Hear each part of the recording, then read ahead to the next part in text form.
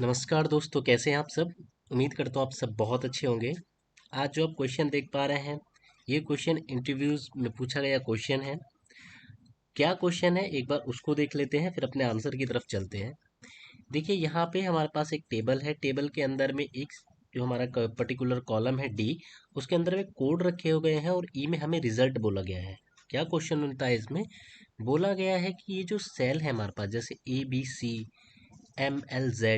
तो ये बोला गया है कि जिस सेल के लास्ट में एक्स या वाई या जेड आता है तो उसके सामने रिजल्ट में ट्रू लिखा आ जाना चाहिए, अदरवाइज फॉल्स। क्या आप इसमें लॉजिक लगाएंगे जिससे कि आउटपुट आ सके? प्लीज़ आप अपने लॉजिक्स को लगाएं।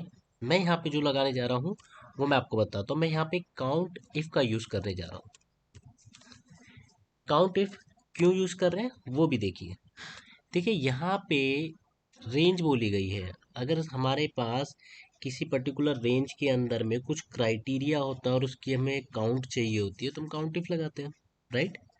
तो यहाँ पे मैं क्या बोल रहा हूँ कि ये जो हमारे पास सेल है, ये मैं रेंज मान ले रहा हूँ इसे, ठीक है। इसके बाद मैं करली ब्रैकेट में एक, आपको पता होगा, जब हम बोलते हैं पार्शियल मैच, तो पार्शियल मैच में एक होता है एस्ट्रिक, एक होता है क्वेश्चन मार्क। तो अगर सपोज कीजिए मैं यहाँ क्वेश्चन मार्क 3 बार लगा देता हूँ तो इसका मतलब क्या हुआ कि तीन जो है अल्फ़ाबेट्स हैं कुछ। कैसे? एक बार यहाँ देखिए, यहाँ मैंने लगाया काउंट इफ। काउंट इफ को मैंने ये दे दिया रेंज, राइट। क्राइटेरिया की जगह मैं क्या पास कर रहा हूँ? 1 2 3, 3 टाइम्स मैंने यहाँ पे क्वेश्चन मार्क दे दिया है। क्या करेगा? सबकी काउंटिंग एक एक निकाल दी। अब सपोज कीजिए मैं यहाँ लिख देता हूँ 1, जस्ट अ मिनट, यहाँ लिख देता हूँ 1। क्या हुआ ये? क्योंकि यहाँ पे क्या हो गया है, यहाँ पे ये 4 हो गया और जबकि मैंने इसे क्या पास कर रखा है 3। अगर मैं यहाँ पे इसे 4 कर देता हूँ तो ये 1 आ जाएगा, वो भी ये। अगर यहाँ पे अगेन मैं यहाँ पे कुछ लिख देता हूँ तो क्या होगा? 2। तो इस तरीके से हम यहाँ पे इसको यूज कर रहे हैं। तो यहाँ पे आप देखेंगे काउंट इफ, रेंज मैंने यही दी है, करली ब्रेसेस, यहाँ पे मैं बोल रहा हूँ, just a minute, question mark, question mark. It means कि यहाँ जो पोजीशन है अल्फ़ाबेट की कुछ भी हो लेकिन लास्ट में एक्स हो, राइट। अनदर क्राइटेरिया मैं क्या दे रहा हूँ कि स्टार्टिंग में और मिड में कोई भी अल्फ़ाबेट हो, न्यूमेरिक हो, कोई इशू नहीं है, लास्ट में वाई हो। थर्ड में जो अपने यहाँ पे कंडीशन देने जा रहा हूँ वो मैं कह रहा हूँ फर्स्ट सेकंड में कुछ भी क्राइटेरिया हो, कोई इशू नहीं है, लेकिन जो लास्ट है वो जेड होना चाहिए।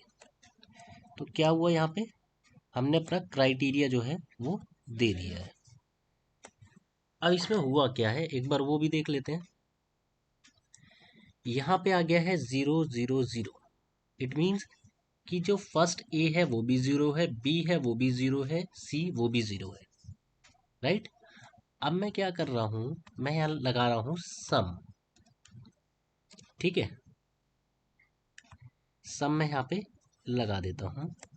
क्यों लगा रहा हूँ वो भी देखें। ये देखिए, इससे आप क्या समझे?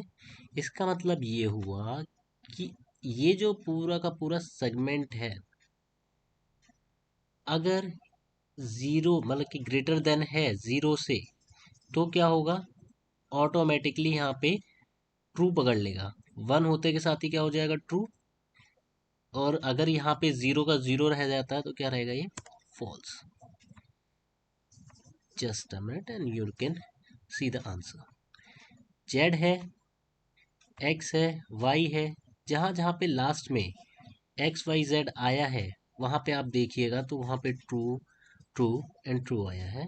रिमेन्स हमारे पास फॉल्स है।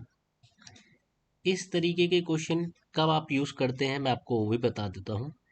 अगर आप MIS पोस्ट के लिए जाते हैं या डेटा एनालिटिक्स के लिए भी काम करते हैं, तो कई बार क्या होता है कि HR की तरफ से या आपके सेल्स डिपार्टमेंट की तरफ से क्वेरीज आती हैं कि कुछ हमारे ऐसे सामान हैं जिनका कोड पर्टिकुलर ये है, और उस कोड की इतनी ही पर्टिकुलर डिजिट्स भी हैं, या इतनी ही लाइक न्यूमेरिक है, या इतने ही अल्फ़ाबेट्स हैं, उसको आपको कैसे पहचानना होता है। कभी कभार वो मिड में भी हो सकता है, एंड में भी हो सकता है, इनिशियल में भी हो सकता है। तो बहुत इंटरेस्टिंग क्वेश्चन है, आपको पता होना चाहिए, इंटरव्यू में पूछे जाने वाला क्वेश्चन है।